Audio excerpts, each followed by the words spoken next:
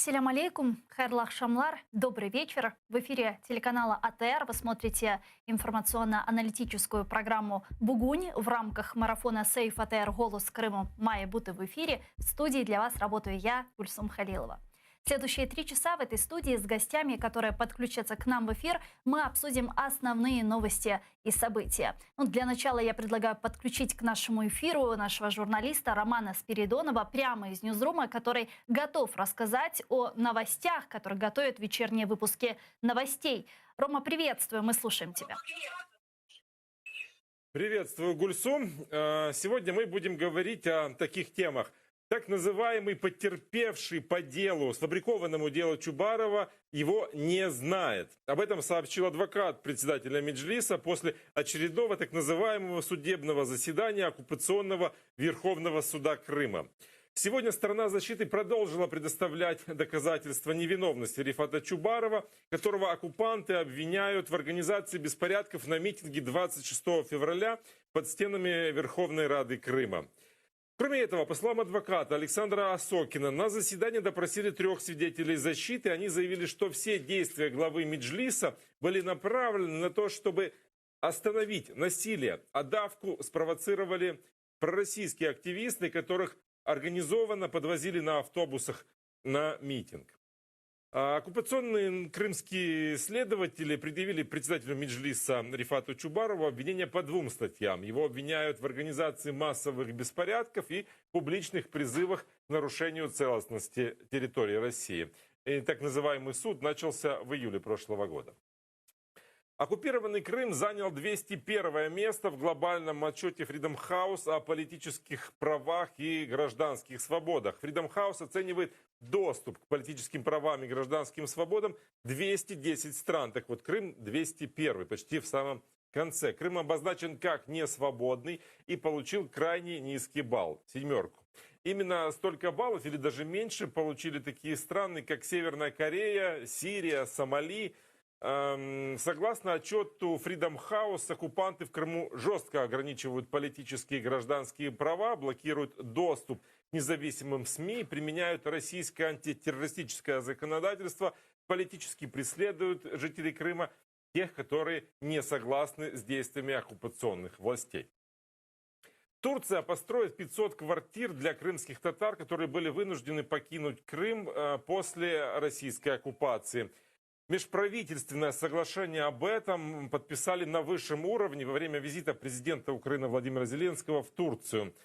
Строить будут в Николаеве, это 200 квартир. 200 квартир еще будут строить в Херсоне и 100 в Киеве. И вот как заявил президент Турецкой Республики Реджеп Таyyip Эрдоган, строительство жилья – это семейный и исторический долг для повышения стандартов жизни крымских татар, которые были вынуждены покинуть свою родину. А по словам президента Украины, это важный гуманитарный проект, который еще больше сближает народы.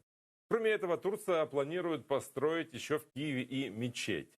Как отметили в офисе президента, соглашение позволит урегулировать правовые аспекты и определить механизмы сотрудничества в вопросе строительства жилья. Но если перевести на человеческий язык, то это дает надежду на то, что строительство наконец-то начнется, потому что планы того, что строить дома будут, и разговоры об этом, и обещания в эфире уже существуют несколько лет.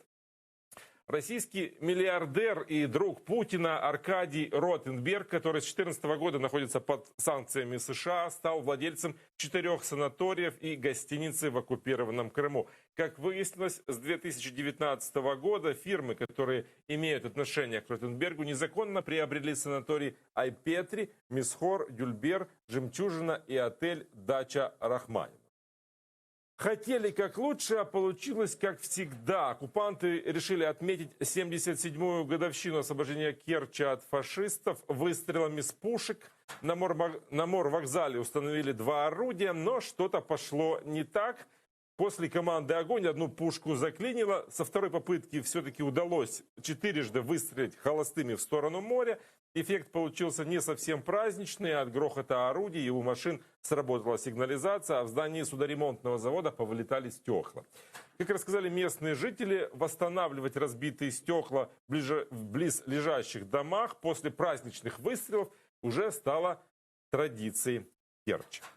В оккупированном Крыму оккупанты заявили о 95 новых случаях COVID-19, в Севастополе 34, умерли на полуострове 7 человек. Вот это такие новости, которые мы будем рассказывать сегодня в наших выпусках в 19:00 и в 21:00. Гульсум. Спасибо, Роман. Это был наш журналист Роман Спиридонов. Прямо из Ньюзрома. Не пропустите вечерние выпуски новостей. Ну а мы переходим к обсуждению вышеупомянутых событий Романом Спиридоновым. Вы также можете подключаться к нашему эфиру. На экраны ваших телевизоров режиссеры периодически выводят номер телефона +3 80 73 419 41 58. Звоните нам абсолютно бесплатно по Вайберу. Присоединяйтесь по скайпу atr.tv. Это наш адрес. Ну и мы вещаем в онлайн-режиме на нашем YouTube-канале, телеканал АТР большими буквами. Там мы вещаем как в онлайн-режиме, так и выкладываем наши все программы в записи. Там мы выкладываем самые интересные фрагменты из наших эфиров. Подписывайтесь на наш YouTube-канал, подписывайтесь на сайт телеканала АТР, atr.ua маленькими буквами. Сегодня ваша подписка поможет нам продолжить нашу работу на нашем информационном фронте, так как финансовые сложности с телеканалом АТР до сих пор не разрешены. Ну а мы переходим к новостям. В глобальном отчете о политических правах и гражданских свободах международной правозащитной организации Freedom House оккупированной Россией Крым занимает 201 место из 210. Об этом сообщает Крымская правозащитная группа. Отмечается, что Freedom House оценивает доступ людей к политическому праву и гражданских свобод в 210 странах и территориях. Вот их цитата. Крим позначений як невільний і отримав вкрай низький бал – 7. Саме стільки балів або менше отримали лише кілька країн і територій, серед яких Північна Корея, Сирія, окуповані Росією окремі території Донецької та Луганської областей, Саудівська Аравія, Екваторіальна Гвінея, Туркменістан, Еритрея, Тибет і Сомалі.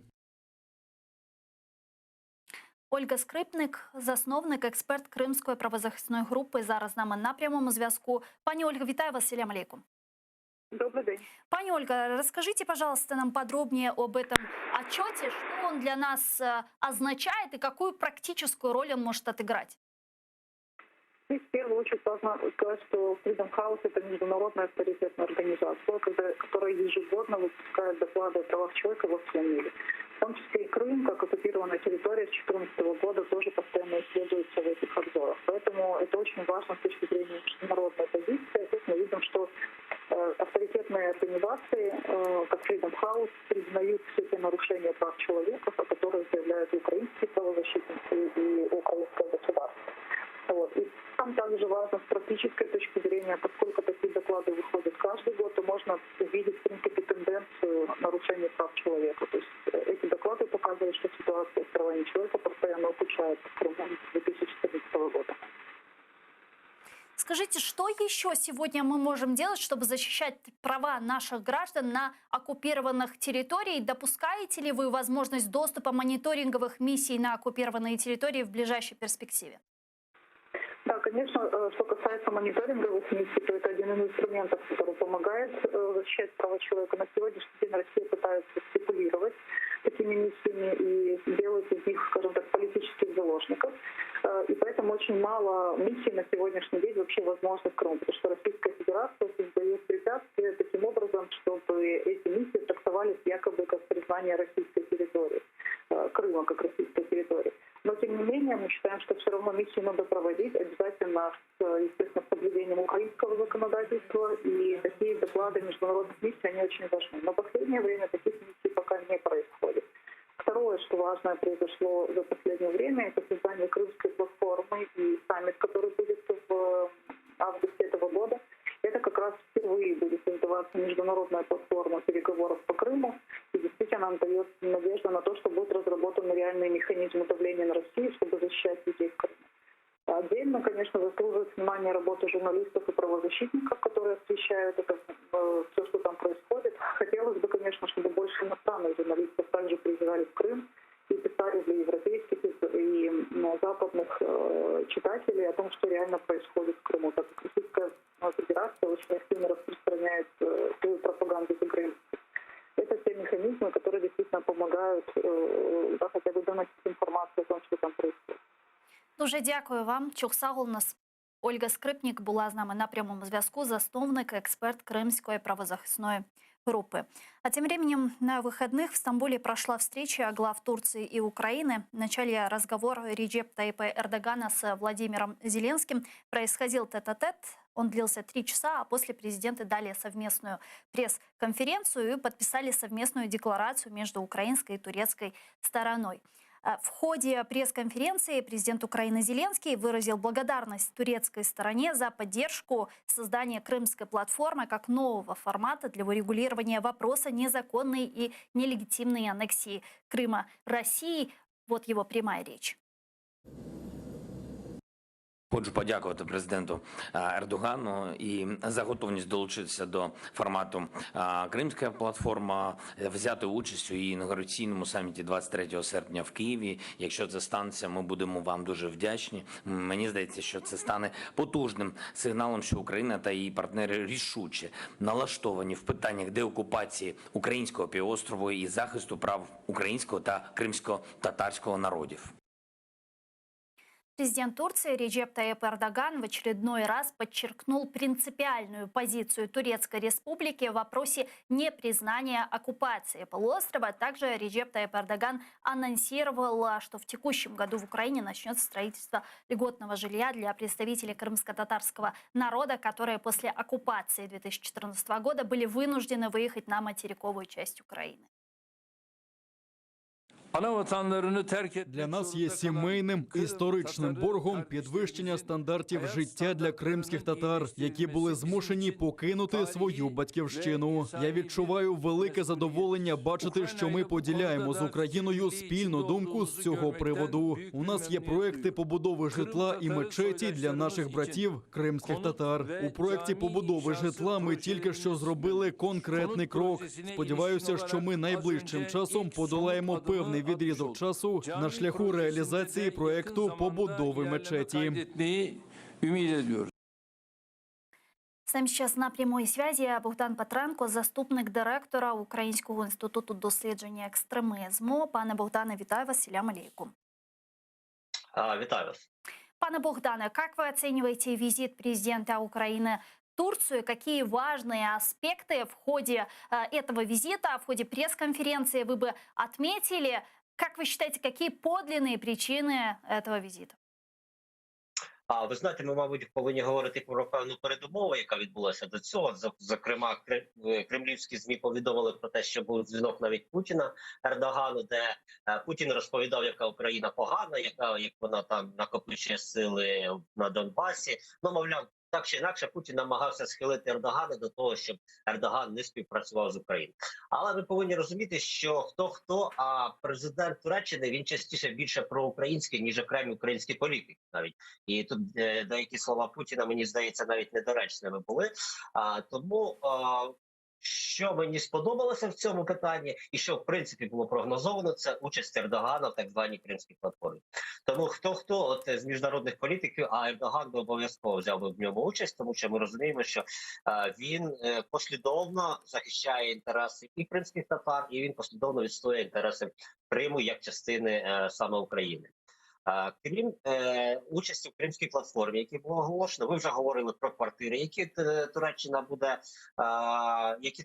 фінансувати для кримських татар. І водночас ми маємо звернути ще увагу на співробітництво в військовій сфері. Зокрема, йдеться про спільне виробництво байрактарів. Це безпілотників, які вже себе зарекомендували в бойових діях, і які вже фактично українська армія взяла на своє озброєння. Більше того, йдеться про те, що навіть ці байрактари будуть частково забезпечені зброєю, частково забезпечені елементами українського боку, тобто українського виробництва. Це вже величезний поступ. Тобто ми не лише закуповуємо, але й беремо участь в розробці. Крім того, ми беремо участь в розробці військового флоту, і зокрема це йдеться про побудову одного з корветів. Тобто йдеться про те, що Туреччина буде нам послідовно допомагати у військовій сфері. Це однозначно. Крім того, мені здається, що досить таки однозначним сигналом, що після, наприклад, дзвінка Путіну, де він натякав Ердогану про конвенцію Монро, Ердоган, незважаючи на це, все-таки запустив військові кораблі Сполучених Штатів у Чорне море, і фактично це стало певною відповіддю тих же Сполучених Штатів, того ж НАТО на накопичення сил Російської Федерації біля кордонів з Україною. А как вы думаете, как вы все-таки думаете, связан ли этот визит с эскалацией ситуации на Донбассе? Ви знаєте, з ким, а з Ердоганом, мені здається, Зеленський зустрічається досить часто. Тобто, якщо я не помиляюся, двічі на рік з ним зустрічається. Тому навіть незважаючи на ескалацію на Донбасі, так чи інакше ця зустріч би мала відбутися. Тобто, ми бачимо дуже багато в рамках заседания стратегического совета, да, двух стран, если я не ошибаюсь, это было 9-е засідання. Так. Тобто дуже багато зустрічей відбувається, і навіть без тиску з боку Путіна ця зустріч би відбулася в будь-якому випадку. Але водночас, ми побачили, що дуже багато, наприклад, частини зустрічі, воно присвячено було не лише російської агресії, а воно було присвячено економічній співпраці Туреччини, України, співпраці в туристичній сфері. Тобто не лише військовій допомозі, не лише військовій співпраці, не лише політичній співпраці, але й економічній співпраці була присвячена ця зустріч. Тому я б не говорив би, що вона викликана була лише агресією Путина на Сходе. Вы правильно отметили, действительно, вопрос крымской платформы был на повестке дня во время визита Зеленского в Турцию, и Реджеп Тайип Эрдоган выразил свою решительную поддержку создания этой крымской платформы. Какая будет роль Турции на саммите крымской платформы? Почему она важна? По-перше, Туреччина тут буде виступати як одним з локомотивів, який може підтягнути дуже багатьох лідерів. По-друге, ми маємо зважати на те, що Туреччина – це член НАТО, і представництво НАТО на цій платформі, воно також відіграє вагому роль.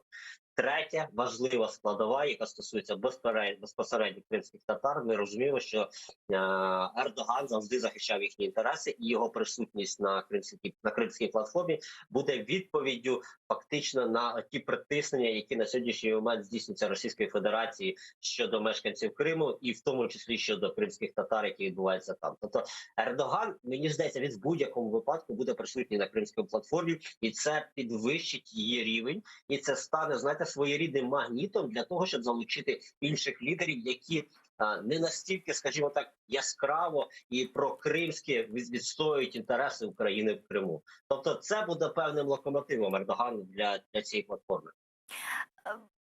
Каким бы вы считали успешным результатом крымской платформы? Вот что, по-вашему, должно быть достигнуто на саммите, который приближается? Ви знаєте, я все-таки не хочу говорити про те, що про присутність там, не лише про присутність високих лідерів. Тобто в будь-якому випадку буде інформаційний вибух, і буде інформаційний вибух світового масштабу, який буде присвячений тому, що Крим – це Україна. Тому ми, по-перше, нагадаємо українцям про те, що Крим – це Україна, ми нагадаємо кримчанам про те, що Крим – це Україна, і ми нагадаємо всьому світові про те, що Крим – це Україна. Бо залучення такої великої кількості міжнародних лідерів, яка на сьогоднішній момент анонсується, воно все-таки дасть такий інформаційний вибух. І це буде безперечним таким ефектом від цієї кримської платформи. Друге – це документи, які будуть затверджені. На сьогоднішній момент я бачив стратегію повернення Криму. Будемо говорити відверто, це такий дуже загальний. Хотілося почути щось конкретніше. І третє, про що варто все-таки зупинити, якщо буде позитивом для України, це про те, що це буде не разова акція. Якщо ця кримська платформа спрацює не лише 23 серпня, якщо вона спрацює 23 вересня, якщо ми про її наслідки будемо чути в грудні цього року, в наступному році, і, умовно кажучи, вона вже буде демонструвати інтеграцію Криму назад в Україну, то це буде ефективніше, ніж просто якась зустріч 23 серпня просто перед річниця незалежності України, Мгм. і просто підписання якихось документів, які, ну, на превеликий жаль, сучасні реалії показують, що навіть підписані документи досить часто вони не спрацьовують. Тому мені здається, що мотивація лідерів, які будуть присутні, а мотивація української влади до повернення найголовніші наслідки цієї зустрічі, яка відбудеться 23 серпня. Предлагаю підключити сейчас к нашому ефіру Ігоря Семиволоса, директора Центру близькосхідних досліджень АМЕС, історик. Він зараз з нами на прямому зв'язку. Пане Ігорю, вітаю вас. Салям алейкум. Добрый вечер. На выходных состоялся рабочий визит президента Украины в Турецкую Республику. Вот как вы думаете, с чем он связан? Связан ли визит с эскалацией ситуации на Донбассе Украины, учитывая, что за день до этого Путин поговорил с Эрдоганом и пожаловался на Киев, сказал в том, что Киев провоцирует ситуацию на востоке Украины, или же все-таки это вот такой очередной визит Зеленского в рамках заседания стратегического совета двух государств? Ну, судячи по тому, судячи по підписаним документам, звісно, візит готувався раніше, хоча очевидно, що українська сторона, як мінімум, використала максимально поїздку для того, щоб отримати чіткі запевнення турецької сторони в підтримці і демонстрацію цієї підтримки для України є дуже важливим якраз в контексті ескалації, яка відбувається. Какие ключевые аспекты вы бы отметили в ходе этого визита? К чему пришли президенты? Ну, очевидно, що я би розглядав цей візит і документи, які підписані, як черговий етап, оскільки ключовим, звісно, є зона вільної торгівлі, і оскільки у нас ще поки що ми лише наближаємося до цього, то це такий відкладена перспектива.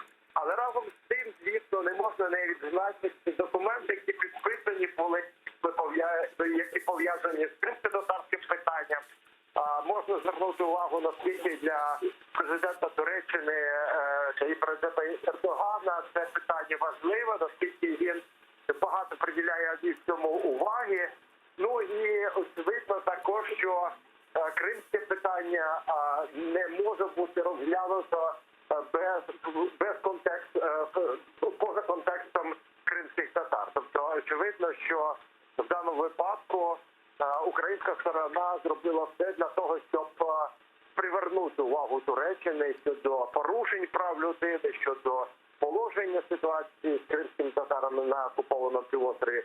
Ну і, власне, про мілітаризацію півострова в контексті перекидання на півострів підрозділу Російської Федерації.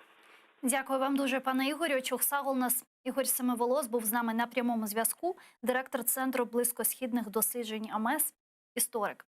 Но мы несколько раз уже упоминали Донбасс. Я бы хотела перейти к этой теме и продолжить ее обсуждение, учитывая, что на Донбассе продолжает сохраняться напряженность.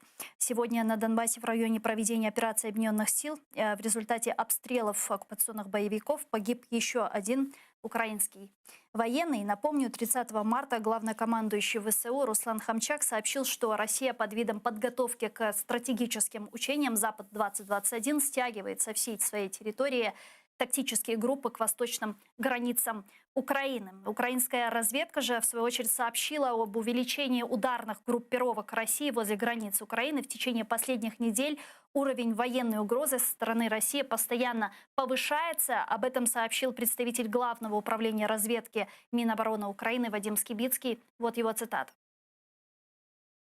Це пов'язано з нарощуванням і активними заходами бойової оперативної підготовки російських військ біля українського кордону. Подібні переміщення воєнна розвідка України спостерігала в 2014-2015 роках. Через деякий час після цього почалася безпосередня агресія Російської Федерації проти України. В свою очередь, сегодня стало известно, что Россия отказалась представлять Украине информацию о причинах стягивания своих войск возле украинской границы. Такие действия Москвы в Киеве считают очередным подтверждением намерений продолжать военное давление России на Украину. Об этом говорится в сообщении Министерства иностранных дел Украины. Вот их цитата. На жаль, російська сторона відмовилася надавати субстантивну інформацію відповідно до запиту, заявивши, що не веде такої діяльності. Подальші спроби української сторони залучити Росію до консультацій, спрямованих на зниження безпекової напруги, також були проігноровані російською стороною. Російська делегація бойкотувала і скликану Україною 10 квітня зустріч за участі інших держав-учасниць ОБСЄ.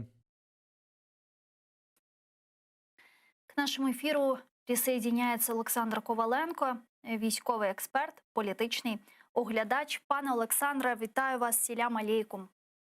Добрый день. Пане Александре, как вы оцениваете вероятность широкомасштабной агрессии России против Украины? Зачем сейчас Россия стягивает к границам Украины своих военных, свои войска? Ну, на сегодняшний день есть только две версии, почему это происходит. Первая – это более такая оптимистичная, это игра мускулами для получения определенных политических дивидендов, профитов, оказания банально даже шантажа на международное сообщество подобным образом. Ну и менее оптимистичная, а более пессимистичная – это, безусловно, то, что Российская Федерация готовится к осуществлению интервенции на территорию Украины, причем если даже говорить об ограниченном сухопутном контингенте, который будет использован при этом, я именно делаю акцент на ограниченный сухопутный контингент, потому что полномасштабная операция как таковая, она подразумевает задействование ВКС РФ, она задействование подразумевает ВМФ РФ и так далее, других частей и видов вооруженных сил Российской Федерации, вплоть до ракетных войск стратегического назначения. Так вот, если говорить непосредственно об ограниченном даже сухопутном контингенте, очень высокий риск, что Российская Федерация готовится выходить из привычного для нее гибридного формата, поскольку, как вы прекрасно знаете, в 2014 году именно в гибридном формате осуществлялась интервенция, без шевронов, без опознавательных знаков и при абсолютном непринятии российской стороной того факта, что она является стороной конфликта. Сейчас это все может измениться, и об этом говорит, например, тот момент, что Россия бесцеремонно, я бы даже сказал нагло, нарушает основные международные акты и нормативы, которые она должна выполнять, и которые ее бы сдерживали на пути агрессии, именно в рамках агрессии, ну, грубо говоря, официальной. Плюс очень такой показательный момент, а именно то, что было зафиксировано, что Каспийская флотилия российского ВМФ перебрасывает через Дон свои десантные катера. В частности, речь идет о средних десантных катерах проекта 11770 и десантных катерах проекта 1176 и 21820, которые позволят на Черноморско-Азовском плацдарме осуществлять, допустим, десантирование сил и средств в количестве не менее 700 человек. То есть Россия даже рассматривает вариант десантирования как таковой, и это настораживает ничуть не меньше, чем, например, скопление сил и средств у границ Украины вдоль той же самой неконтролируемой границы. В случае, если будет такая интервенция, куда пойдет Россия? В какой регион, в какую часть? Очень сложный вопрос и очень сложно прогнозировать, потому что на самом деле, что на уме у российских лидеров на сегодняшний день, именно я говорю лидеров, потому что нельзя сейчас единолично Путина называть как верховный главнокомандующий Российской Федерации. Это на сегодняшний день политическая система в России, она представляет собой такую сборную солянку элит, которые собой представляют те или иные силовые структуры.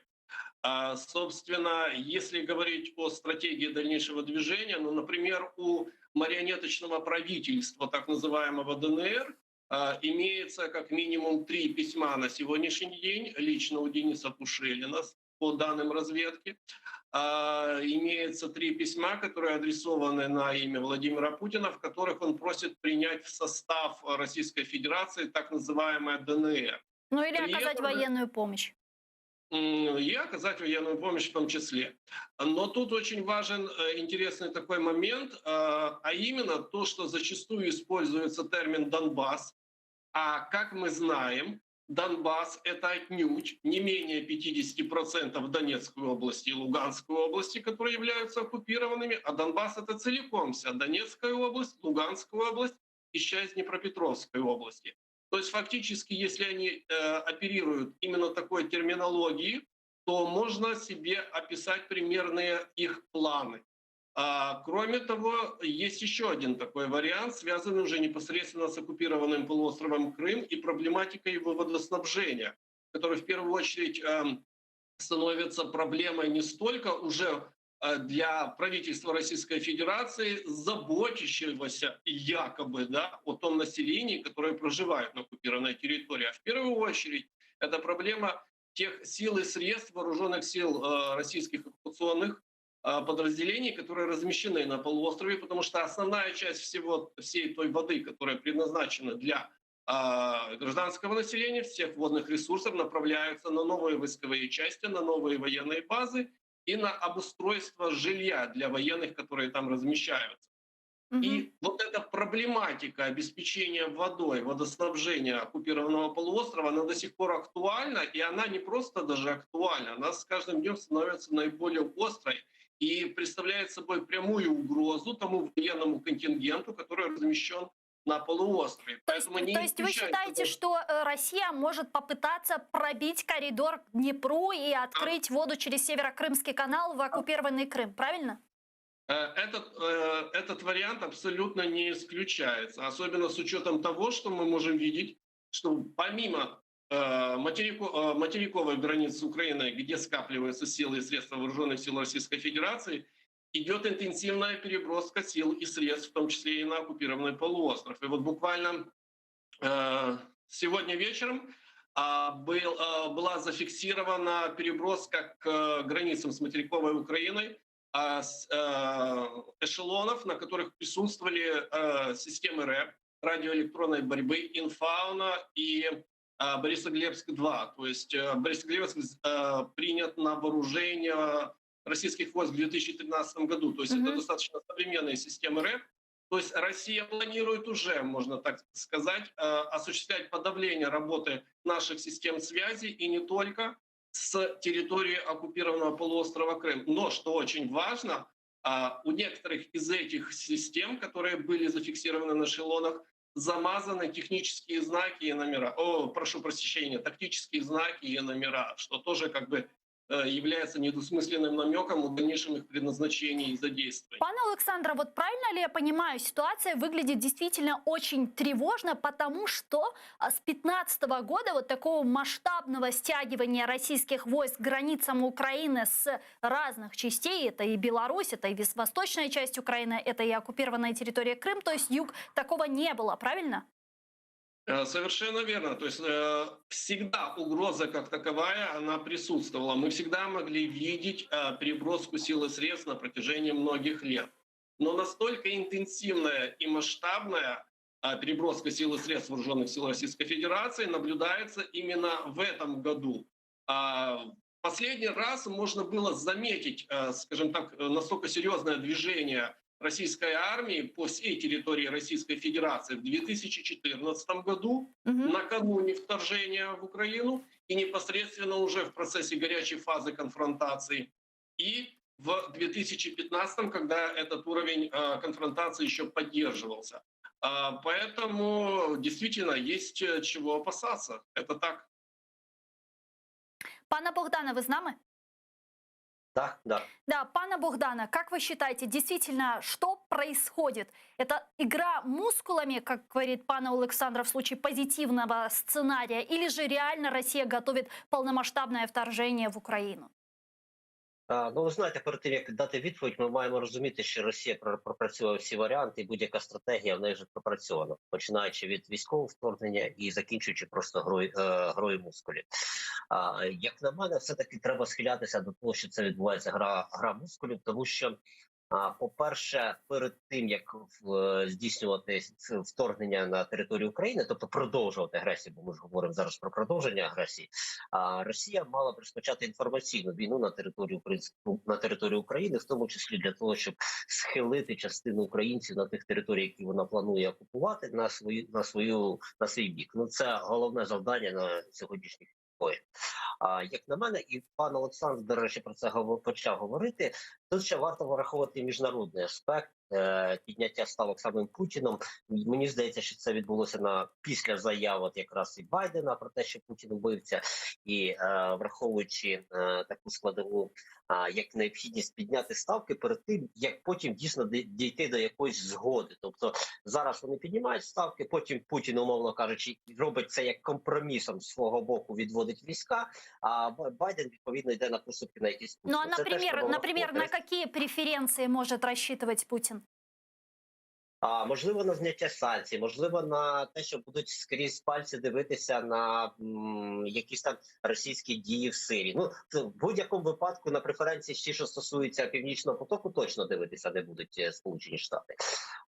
Крім того, ми маємо враховувати, що військовий тиск – це фактично єдиний тиск, на який на сьогоднішній момент здатна Російська Федерація для того, щоб схилити українську владу до певних поступок на бік Російської Федерації, на прийняття її умов. Це теж треба враховувати. І підведення таких військ може бути одним з елементів такого тиску на Україну.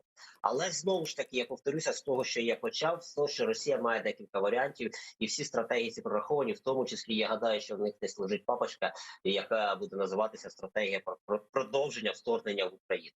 Але водночас ми завжди маємо розуміти складну ситуацію в Російській Федерації і розуміти те, що Росія після того, як вона введе війська в Україну, бере на себе зобов'язання утримувати додаткові окуповані території, а на сьогоднішній момент це фактично непосильна ноша. І тут складова ще одна відкривається – це внутрішня ситуація. Внутрішня ситуація в Російській Федерації, де росіяни починають зосереджуватися на внутрішньому порядку денному, і такі військові дії чи загрози військових дій мають перезосередити їхню увагу. Тобто, мовно кажучи, зараз для росіян питанням номер один є коронавірус, нездатність російської влади повністю зосередитися на ньому. І, відповідно, там якісь бойові дії чи пошук терористів, у тому ж, до речі, Криму, вони можуть стати просто засобом відвернення уваги від внутрішнього. Крім того, це засіб відвернення уваги для людей, які проживають на окупованих територіях Донбасу. Тобто, оця постійна загроза війни, постійна загроза вторгнення України на Донбас для частини населення є виправданням того, що вони проживають значно гірше, ніж, умовно кажучи, проживають ті люди, які проживають росіяни на території Ростовської області, і гірше навіть, ніж проживають українці на територии Донецкой и Луганской областей, які контролюються Киевом. Сегодня стало известно, что во время своего визита на Донбасс в интервью журналистам CNN президент Украины сказал, что Украина готова к вторжению России на нашу страну, в Украину. Пане Олександр, это так? Мы действительно готовы? Предположим, завтра Россия высадит свой десант в Одессе, начнет интервенцию с Востока, с Крыма. Что будет делать Украина? Мы готовы к этому, мы готовы дать отпор. Гульсума, это, знаете, такой же самый сложный вопрос, например, как и будет это как таковое вторжение или нет. Игра мускулами это или на самом деле готовится проект оккупации новых территорий Украины и непосредственно будет реализован. А готова ли Украина к вторжению со стороны Российской Федерации? Все зависит в первую очередь от того, какие силы и средства будут при этом задействованы. Если речь идет о неполномасштабном вторжении, потому что на сегодняшний день, если говорить о полномасштабном конфликте, то против Российской Федерации могут противостоять считанные страны в мире. В частности, это Соединенные Штаты Америки, это Китай. Так вот, если говорить не о полномасштабном вторжении, а непосредственно ограниченный сухопутный контингент, то мы уже такое вторжение остановили в 2014 году. Проблематика заключается еще в том, что... Да, но мы остались с оккупированными территориями. В принципе, сейчас может то же самое произойти. Будут оккупированы какие-то территории, и в каком-то моменте, на какой-то точке мы остановим. Действительно, тогда были оккупированы территории, но тогда был еще один очень важный момент, на который следует обращать внимание. Украинская армия по состоянию на 2014 год представляла собой довольно-таки, мягко говоря, тщедушное зрелище, потому что на протяжении четверти века она планомерно уничтожалась, разграблялась и не приводилась в полноценное боевое состояние, в полноценную ее милитарная составляющая попросту нивелировалась, особенно в период президентства Виктора Януковича. Это был фактически полная фиаско и деградация как таковая. И даже несмотря на это, мы смогли остановить страну, которая по ряду рейтинговых позиций считается страной со вторым в мире милитарным составляющим. Если говорить об ограниченном сухопутном контингенте России как таковой в целом, то это по сравнению с украинским потенциалом абсолютно несопоставимые вещи. Например, если говорить о соотношении танков, то на сегодняшний день у Российской Федерации в строю более 3500 танков модификации Т-72, Т-80, Т-90.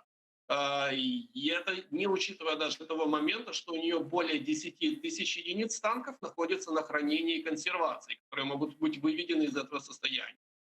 Это просто несопоставимые цифры с тем потенциалом, который есть у Украины. Но при этом у России, так же само, как и у любой другой страны в мире, есть определенный психологический порог и предел, через который она не будет в рамках того или иного конфликта переходить, потому что это будет предел. Например, мы могли видеть на протяжении последних более чем уже 1,5 месяцев, да, как Российская Федерация через всю свою необъятную страну 1/9 суши перебрасывает технику и военнослужащих границам Украины. Но при этом у самой Российской Федерации другие ее рубежи оголяются. Она не может полноценно обеспечивать безопасность на всей своей территории. И это прекрасно понимают в Москве. И в Москве прекрасно понимают и то, что если они предпримут подобного рода авантюру в Украине и повторят вторжение ограниченным сухопутным контингентом, они потеряют львиную долю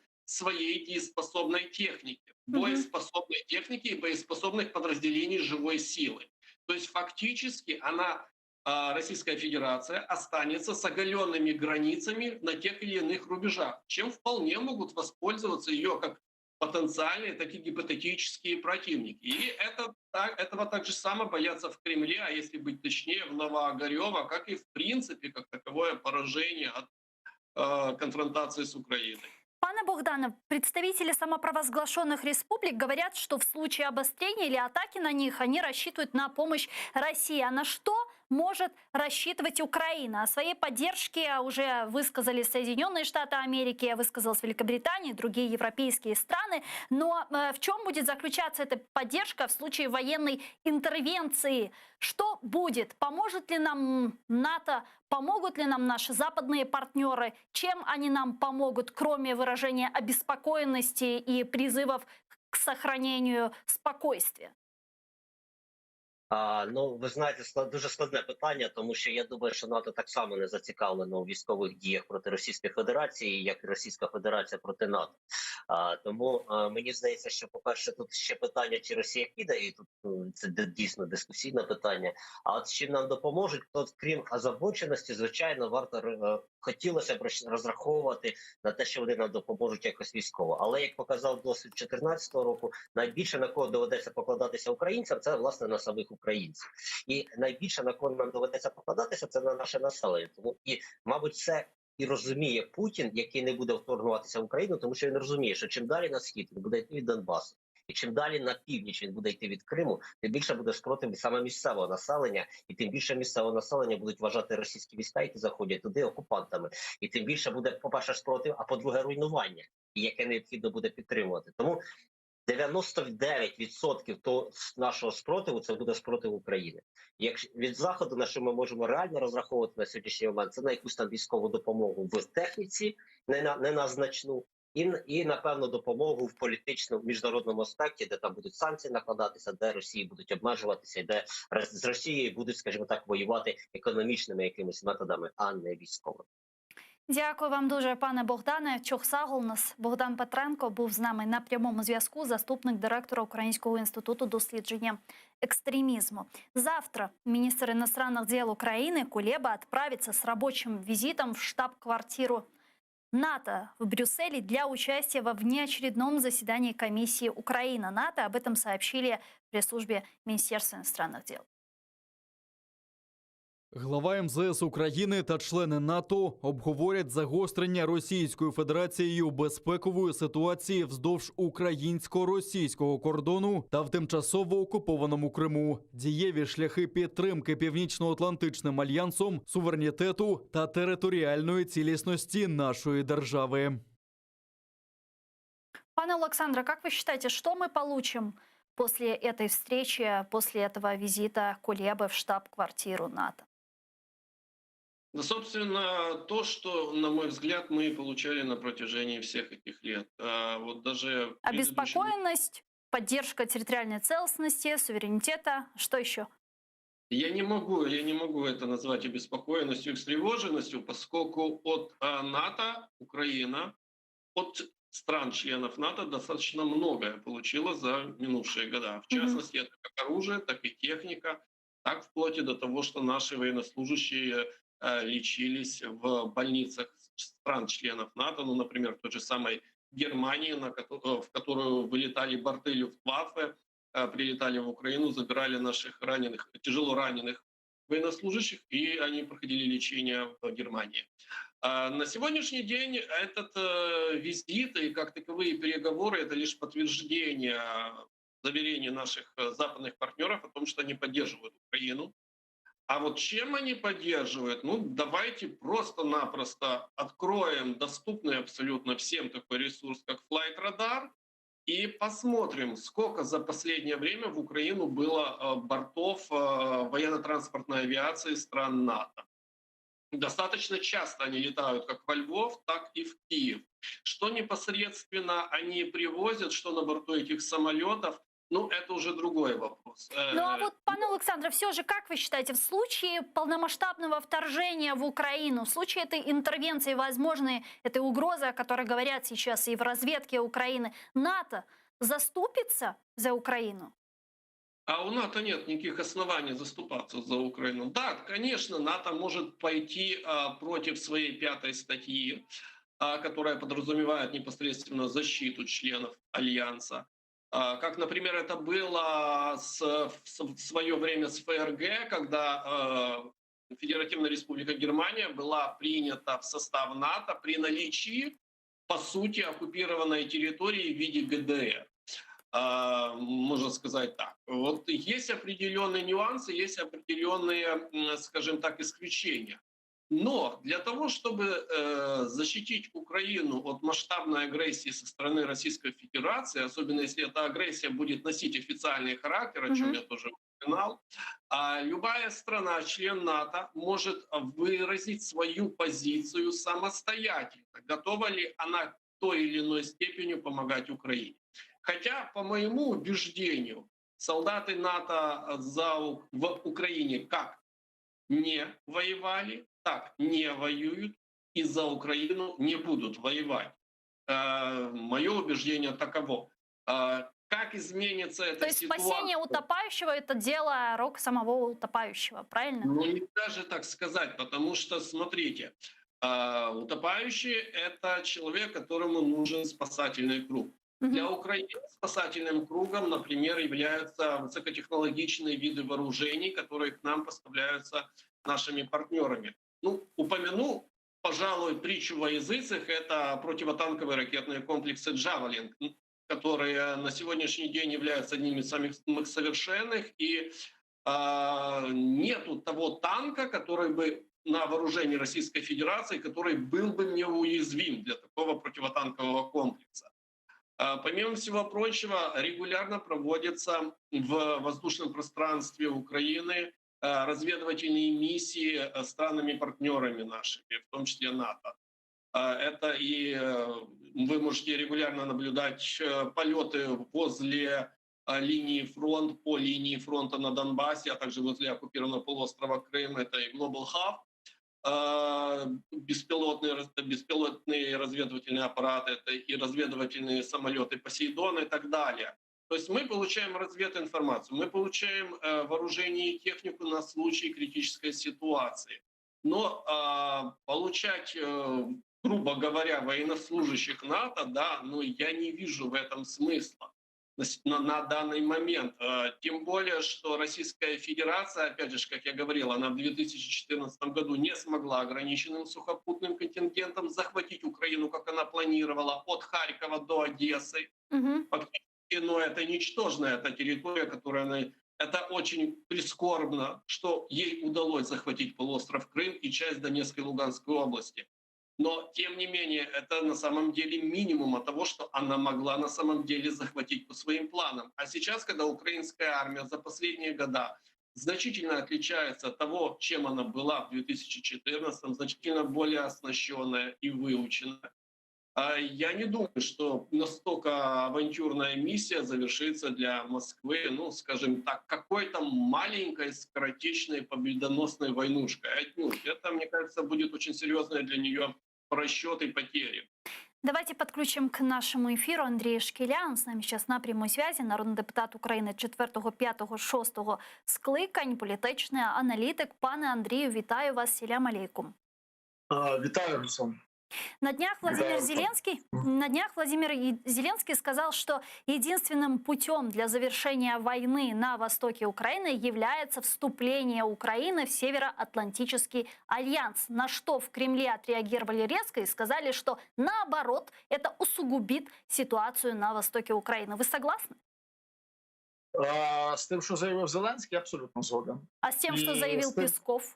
Ну, это угроза. Песков, ні, я з ним не згоден, але нічого іншого заявити не можу. Тому що головна лякалка, головна страшилка Заходу, тобто чим лякають посполитого мешканця Росії Заходу? Що чим він страшний? Тому що НАТО прийде і поставить в Харкові, чи в Києві, чи на хуторі Михайлівському ракети, які прямою наводкою можуть бити по столиці Москві, чи по якихось інших, чи по Воронежу, наприклад. Тобто це страшна частина Заходу, і з цією страшною частиною треба лякати. Трошки так з примруженням ока лякають різними іншими речами, типу мультикультуралізмом, одностатевими шлюбами. Це також погано для скрепної Росії. Це частина, чим лякає Росія своїх громадян, для того, щоб вони все ближче і ближче підходили до замку, який є в облозі, і підтримували шефа цього замку, який цього темного лицаря чи якогось там іншого, неважно якого, вже блідого лицаря, який керує процесом. Тому по обидвох сторонах є їхня правда, але тут головна все одно ж головна існуєш посередині завжди. Так, десь. В цьому аспекті дуже для мене важливо, що цю цитату, яку Олександр процитувала французьке видання, французька газета «Ліберасьон». І це дуже важливо. З чистим, якісним коментарем, зрозумілим. Тобто французька сторона, потім подібну статтю разом з інтерв'ю з Кулебою зробила газета «Le Monde». Тобто це видання, яке практично підтримувало президента Макрона у його виборчій кампанії, і їхні погляди на світ і на французьку внутрішню політику і на зовнішню політику співпадає. Тобто це фактично газета, яка висловлює позицію оточення Макрона. Також дала колосальну статтю про це. Тобто, що це значить зараз, в принципі, ці сигнали? Це означає, що з тих двох головних держав, які були проти вступу України в НАТО, Франція і Німеччина, лишилась тільки Німеччина. Це французькі двері для України відчинені. Тому був запрошений президент Зеленський. Звичайно, частиною того запрошення швидкого було те, що Макрон зрозумів, і Єлисейський палац, скажімо так, зрозумів, що не запрошення президента країни, про котру говорили троє інших президентів, скажімо так, не комільфо, не гарно виглядає.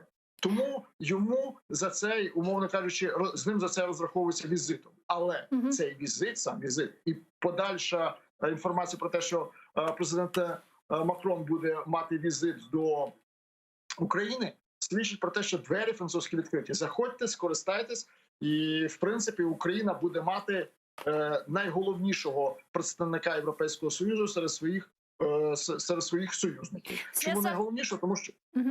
Тому що Франція є єдиним членом ЄС з ядерною зброєю, з потужним флотом, з авіаносцями, з доброю вишколеною армією, яка постійно має військові випробування, ну скажімо, вагнерівців. Средства массовой информации в Украине сообщают, что, возможно, на этой неделе состоится визит президента Украины во Францию, в Париж, для встречи с президентом Франции Эммануэлем Макроном. Вот многие аналитики называют Макрона чуть ли не главным лоббистом в Европе, путинским лоббистом в Европе. Так ли это действительно? Вот чего ожидать от их встречи? И в случае широкомасштабного наступления России в Украину, какая будет реакция Франции, какая будет реакция Европы?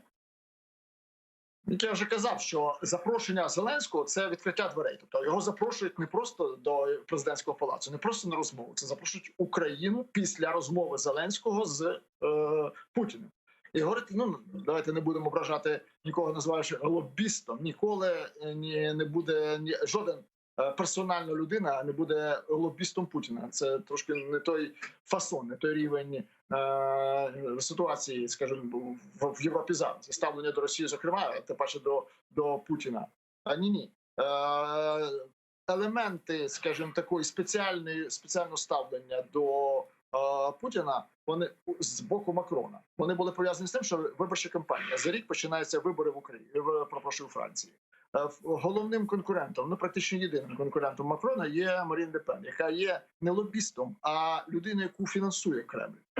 Ви розумієте, це дві великі різниці. І вона має достатньо широку електоральну підтримку у Франції. Тут нема що приховувати, так частина французів дивиться на Росію як на таку країну природнього союзника Франції, Антанта, білий емігрант і так далі. Тобто це така частина романтично-політична, вона трошки перемішана. Люди, які розуміють, що таке реал-політик у Франції, вони дивляться на Київ значно уважніше, ніж на Москву. Вони розуміють, що безпека в Європі важливіше будь-яких дружніх стосунків з Росією. І що безпеку в Європі не можна розв'язати з допомогою добрих стосунків з Кремлем. А треба забезпечити безпеку головної небезпечної європейської країни, яка перебуває в небезпеці, це Україна. Тому не були віддані Містралі. Давайте порівняємо дві країни – Німеччину і Францію.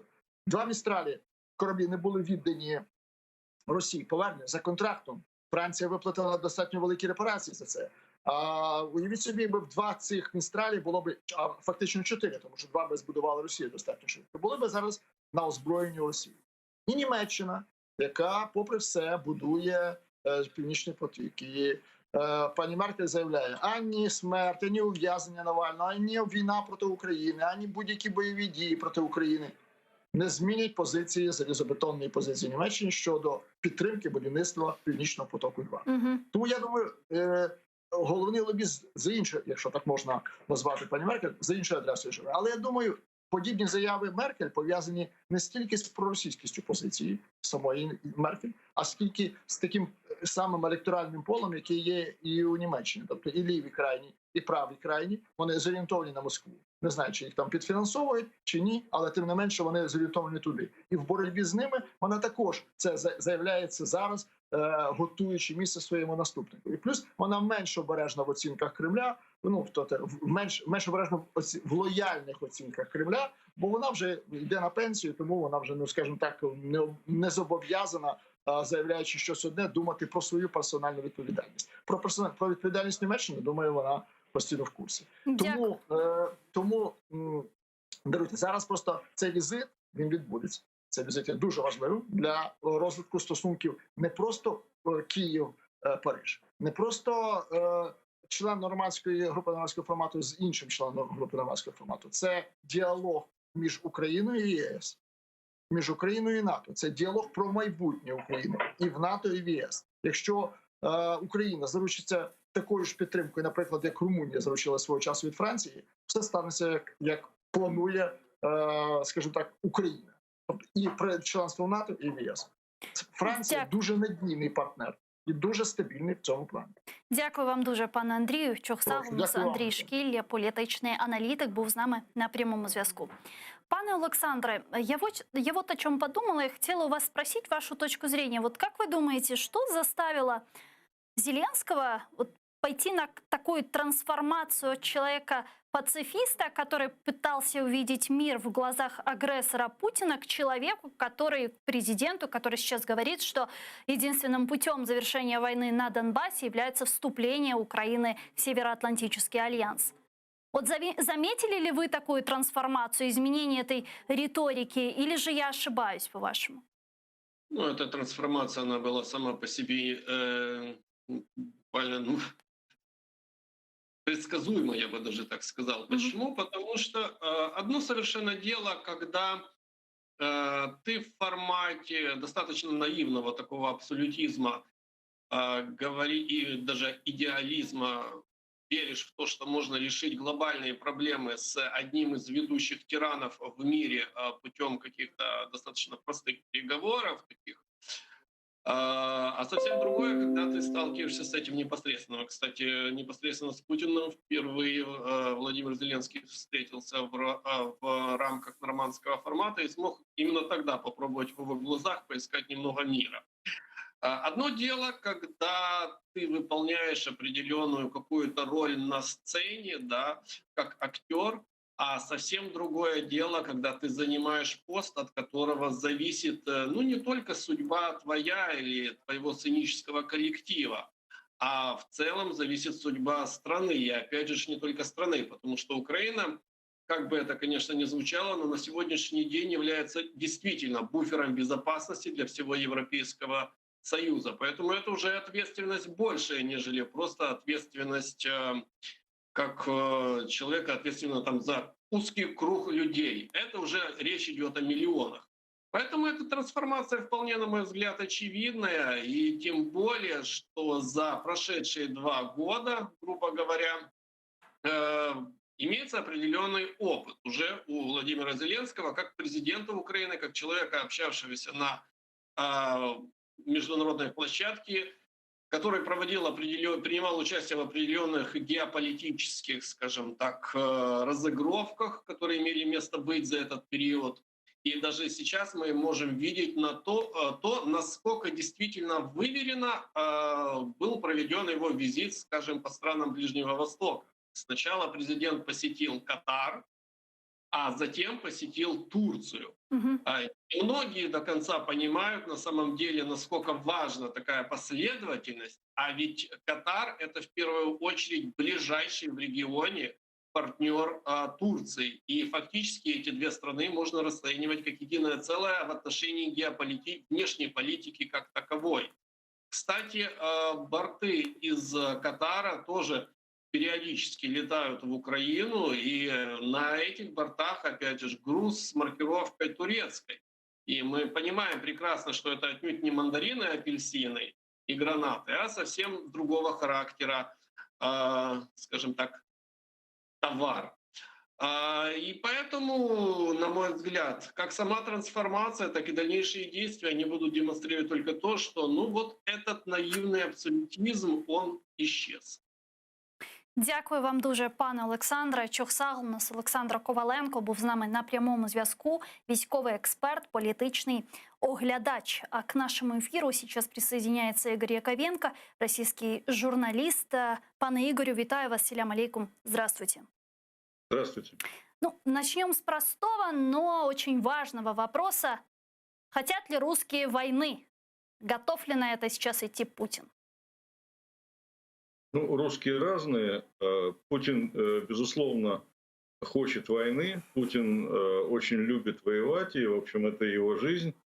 Безусловно, это основа. На этом он пришел к власти на Второй Чеченской войне. И, собственно говоря, благодаря этому он удерживается у власти так долго. Но ситуация, конечно, такая сейчас, что настоящая полномасштабная война, суть которой заключается просто во вторжении российских войск на территорию Украины, это будет, безусловно, концом путинского режима, и после этой войны он поедет в Гаагу. Ну или трибунал над ним будет осуществляться где-то в другом городе. Но для Путина очень важно сейчас вот эта вот провокация, для Путина очень важно сейчас вот это вот устройство этой демонстрационной угрозы по отношению к Украине и в отношениях с Байденом, и в отношениях с Европой. И попытка таким образом обратить на себя внимание для того, чтобы добиться все-таки достройки Северного потока-2, ну и, кроме всего прочего, решить какие-то внутриполитические проблемы. Мгм. Поэтому вот эта вся концентрация ржавого железа у границ Украины, она и происходит. Но проблема заключается в том, что сама по себе концентрация вот этого вот большого количества вооруженных сил, она является, безусловно, опасной. Вот это вот ружье, которое там, вот эти пушки, которые приближены к границам Украины, они, в общем, иногда начинают работать сами по себе. Поэтому угроза войны, конечно же, есть. Я надеюсь, что она все-таки невелика, но такая угроза есть. То есть вы больше склоняетесь к тому, что вот сейчас идет такая игра мускулами, и Путин таким образом пытается тестировать Запад, тестировать администрацию президента США. Ну, не только На администрация президента США, да, безусловно, не только администрация президента США, но и руководство Украины, и Европу. То есть, на самом деле, он пытается таким образом, ну, обратить на себя внимание, значит, добиться каких-то внешних и внутриполитических успехов. Это вне всякого сомнения. Другой вопрос, еще раз говорю, что вся эта история может привести ну, может теоретически привести к катастрофе, поскольку там начинают уже все эти вооруженные силы, они уже начинают работать сами по себе. От случайного столкновения никто не гарантирован. Мгм. А чего, как вы думаете, вот какая цель, чего хочет добиться Путин сейчас этим шантажом? Возможно, о каких политических преференциях может идти речь? Ну, вне всякого сомнения, прежде всего, это экономические какие-то успехи. Во-первых, он хочет, ну, понимаете, у него человек ходит сейчас с клеймом убийцы на... То есть вот после вот этого вот слова «убийца» человек вот ходит в таком состоянии. У него, естественно, есть задача стать собеседником, заставить с собой разговаривать, заставить вступать с собой в какие-то переговоры. Само по себе это достаточно важная задача для него выйти из этой изоляции, которая наступила для него после вот этого вот клейма убийц. Это первое. Второе, безусловно, экономические все истории, связанные с Северным потоком-2. Третье – это создание некого патриотического, в кавычках, воодушевления внутри страны перед выборами. Ну, в какой-то степени это вот утопить вот в этой патриотической, псевдопатриотической истерии проблему Навального. Это тоже важная история, потому что это как гвоздь у него внутри России существует. Поэтому целый ряд комплекс мер.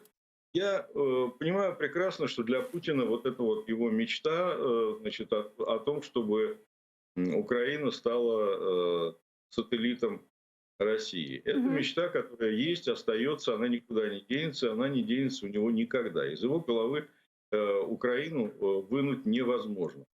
Но, на мой взгляд, вероятность того, что он сейчас хочет принять решение этой проблемы силы, с моей точки зрения, это настолько невозможно, что я думаю, что в окружении Путина там есть какое-то количество людей, которые давно ему каждый день говорят: срочно давай, начиная атаку на Украину, присоединяй ее, присоединяй Донбасс, присоединяй Луганск. Это такое количество безумцев, ну, так же, как есть большое количество людей, которые ему предлагают отказаться от доллара, предлагают заморозить окончательно цены и так далее.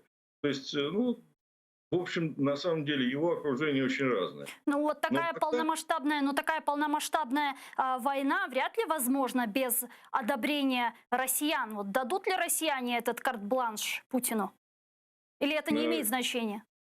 Нет, вот это, понимаете, вот это как раз иллюзия. На самом деле россияне здесь вообще, россияне не субъектны. Вот, Гульсум, это то, что вы сейчас только что сказали, этого нет совсем. И на это нет оглядки тоже совсем. Вот в Кремле никто не думает, вот с утра никто не встает и не думает, а что там россияне, они дают добро там на пенсионную реформу, дают ли они добро на так сказать, изменений, на поправки Конституции. Дают они добро на то, чтобы был оккупирован Крым или там отравлен Навальный или еще на то, чтобы вмешаться в американские выборы. Нет, вот этой проблемы вообще не существует, потому что россияне, как население, как популяция, как там 140 миллионов человек, они не субъектны. И Кремль это хорошо понимает. За 21 год правления Путина проблема россиян как субъекта политики решена в значительной степени полностью. Сейчас мы видим, как трансформировалась риторика президента Украины Зеленского с человека, который говорил о том, что он увидел мир в глазах Путина. Сейчас он превратился в человека, который говорит, что единственным путем решения войны на востоке Украины является вступление Украины в Североатлантический альянс. Вот стала ли такая трансформация Зеленского неожиданностью для Кремля? Ну, я думаю, что это вполне логичная трансформация, что такое произошло. Но она, естественно, привела к тому, что Зеленский, вот так сказать, в российском телевизоре сейчас Зеленский стал намного хуже, чем был Порошенко. То есть постоянный тренд на то, что Зеленский это хуже, чем Порошенко. Это постоянно повторяется. Это, так сказать, ненависть к Зеленскому, она превышает ненависть к Порошенко. На сегодняшний момент это так. А с кем сложнее Путину? С Порошенко в 2014-2019 или сейчас с Зеленским, как думаете? Ну, я сейчас не могу, так сказать, настаивать на своих субъективных оценках. Я думаю, что с Порошенко ему сложнее было. С Порошенко ему было сложнее, потому что все-таки, ну, опять-таки, это мое субъективное ощущение. Надо все-таки, чтобы на это честно ответил Путин. Я надеюсь, что когда-нибудь на допросе он на этот вопрос ответит. У нас есть звонок из Керчи. Давайте примем. Алло. Алло. Добрый день. Добрый день, да, вы в прямом эфире. Мы слушаем вас. Задавайте ваш вопрос. Подскажите, пожалуйста, вот мы проживаем в Керчи сейчас, да, на данный момент. Телефончик, если даже высветился с российской сим-карты, это понятно, но здесь так удобнее. Подскажите, может, как специалист, который у вас сидит в студии, расскажет, почему такое нагнетание идет? У нас здесь все спокойно, никто никуда не призывается, никто никуда ни к чему не настраивается. Размеренная жизнь. А смотрим украинские каналы. Какая-то нервозная обстановка, люди к чему-то готовятся. Скажите, почему такая разношерстная информация поступает? Спасибо за ваш вопрос. Пане Игорю, есть ли вам что сказать? Ну, просто я хочу добавить еще несколько вот предложений, потому что вот такое напряжение, кстати, как я наблюдаю, оно очень сильно транслируется вот в российских телеграм-каналах, которые постоянно публикуют активизацию военных машин в направлении Крыма, в направлении самопровозглашенных ДНР и ЛНР, в Беларуси и так далее. А что вы скажете? Ну, я должен сказать, что вполне оправдана ситуация, когда внутри той страны, на которую собираются нападать, существует несколько больше волнений по этому поводу, чем внутри той страны, с территории которой собираются нападать.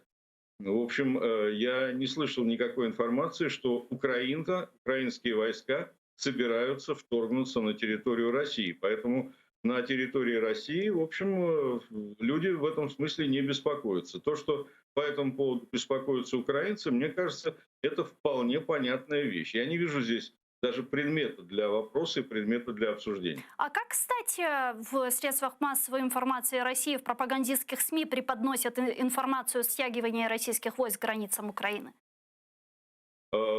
Здесь это преподносится таким образом, как, ну, в основном это все закрывается бесконечными вот этими тезисами Пескова о том, что это наша территория, где хотим, там и ездим.